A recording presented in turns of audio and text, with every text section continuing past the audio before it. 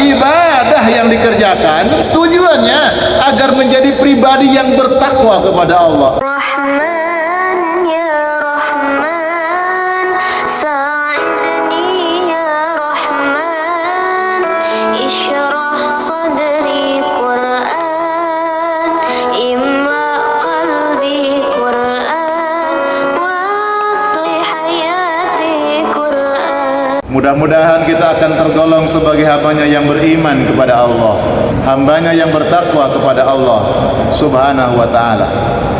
Para jamaah sekalian, tema pada zuhur kali ini kita akan membahas surat Al-Baqarah ayat 1 sampai dengan ayat 5 secukup waktu. Surat Al-Baqarah ini adalah surat kedua.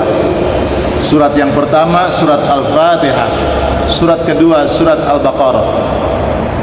Di dalam ayat kelima dikatakan, ulaika ala hudam mir rabbihim wa ulaika humul muflihun. Mereka itulah orang-orang yang bertakwa, adalah orang-orang yang akan mendapatkan keberuntungan dan orang-orang yang akan dirahmati oleh Allah Subhanahu wa ta'ala. Para jamaah sekalian yang dimuliakan Allah, Allah mewajibkan kita salat, Allah mewajibkan kita puasa Ramadan, Allah mewajibkan kita mengeluarkan zakat. Perintah-perintah Allah selalu ujung ayatnya la'allakum tattaqun, agar kalian semua menjadi hamba yang bertakwa kepada Allah. Agar menjadi hamba yang bertakwa artinya sebuah upaya, sebuah usaha dengan amal ibadah yang dikerjakan, kita naik derajat menjadi derajatnya orang-orang yang bertakwa kepada Allah. Artinya apa? Ada orang yang berhasil menjadi pribadi yang bertakwa, juga ada orang yang gagal. Dia sholat, tujuannya sholat agar menjadi pribadi yang bertakwa. Dia puasa Ramadan, tujuannya puasa Ramadan agar menjadi pribadi yang bertakwa kepada Allah. Dia ibadah, ya ayyuhan nasu u'budu rabbakumul ladzi khalaqakum walladzina min qablikum la'allakum tattaqun. Ibadah yang dikerjakan tujuannya agar menjadi pribadi yang bertakwa kepada Allah. Tapi tidak semuanya berhasil menjadi pribadi yang bertakwa, dan juga banyak mereka yang gagal. Sementara di dalam surat Al-Baqarah ayat 1, 2, 3, dan 4 itu menunjukkan bahwa Allah Subhanahu wa ta'ala yang telah menurunkan Al-Quran dengan segala perintah ketentuannya. A'udzu billahi minasyaitonir rajim. Alif lam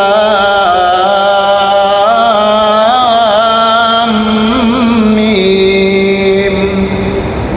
Tidak ada seorang pun yang tahu tentang maknanya Alif lam mim. Maka para ulama sering memberikan catatan, wallahu a'lam bimuradi. Allah yang maha tahu tentang maksud ayat itu. Dzalikal kitabu la raiba fihi hudal lil muttaqin. Dzalikal kitab, Al-Qur'an yang diturunkan Allah. Dzalikal kitab la raiba fihi. Al-Qur'an yang diturunkan oleh Allah ini adalah kalamullah, firman Allah yang berisi ajaran yang benar. Jadi bukan buku karangan Nabi Muhammad, bukan hasil meditasi Rasulullah Muhammad. Makanya Nabi Muhammad itu pertama kali dikenalkan dalam kehidupan dunia, dia sebagai yang ummi. Nabi yang ummi. Ummi itu tak pandai membaca, tak pandai menulis. Untuk apa? Untuk menepis orang-orang yang mengatakan Quran itu buatan Muhammad. Maka sudah terjawab bagaimana Muhammad bisa menulis Al-Quran.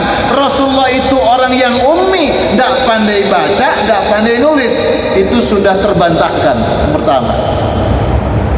sehingga menjadikan Al-Quran itu benar-benar firman Allah, wahyu Allah subhanahu wa ta'ala yang tidak mungkin diragukan.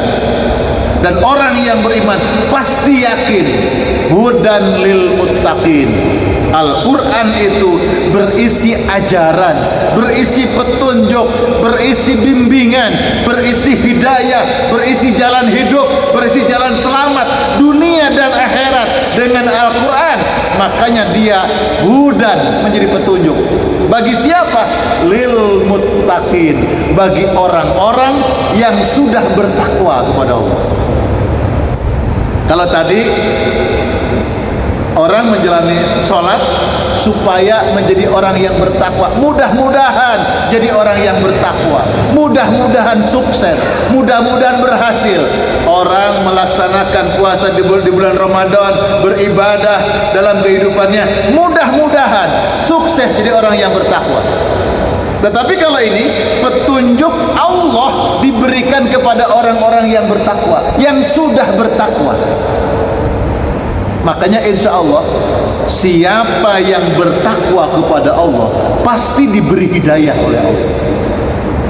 Wal aqibatu lit taqwa, berkesudahan yang baik, takdir yang baik bagi siapa? Bagi orang-orang yang bertakwa kepada Allah. Lalu kemudian dibacakan siapa orang yang bertakwa itu? Nah, orang yang menjalani dua hal.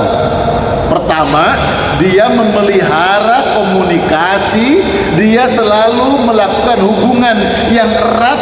Pertama kepada Allah, hablum minallah. Apa itu? Alladzina yu'minuna bil ghaib. Orang yang punya iman kepada Allah, orang yang punya iman kepada alam gaib, sesuatu yang tidak kelihatan oleh mata tapi yakin dia ada. Allah, kehidupan kubur, kehidupan akhirat, kehidupan pembalasan terhadap amal manusia. Alladzina yu'minuna bil ghaib. Jadi yang pertama, orang yang mengikatkan hubungan dengan Allah melalui tauhidullah, iman kepada Allah subhanahu wa ta'ala. Yang kedua, orang yang menjaga hubungan kepada kehidupan semesta, kepada kehidupan alam semesta, ciptaan Allah, makhluk Allah. Kita teruskan dulu. Alladzina yu'minuna bil ghaib wa yuqimunas shalah. Beriman kepada yang gaib, tauhid, iman kepada Allah, wa yuqimunas shalah, orang yang menjaga takwa. Itu sama kepada Allah juga, salat. Jadi orang yang bertakwa itu pasti salat. Tapi orang yang salat belum tentu takwa. Kenapa? Ada yang gagal dalam amalnya. Tapi kalau dia bertakwa kepada Allah, dia pasti jaga sholatnya, jaga ibadah yang lainnya. Kenapa? Karena keimanannya kepada Allah subhanahu wa ta'ala, yakin terhadap apa yang dikerjakannya itu semata-mata keimanan kepada yang gaib. Yang kedua, wa mimma razaqnahum yunfikun. Orang yang menjaga hubungannya dengan makhluk Allah yang lain. Apa itu? Dia mengeluarkan infak dari harta yang diberikan Allah. Diberikan zakat, dikeluarkan zakatnya, dikeluarkan infak sedekahnya. Jadi orang yang bertakwa itu dermawan. Orang yang bertakwa itu senang berbagi.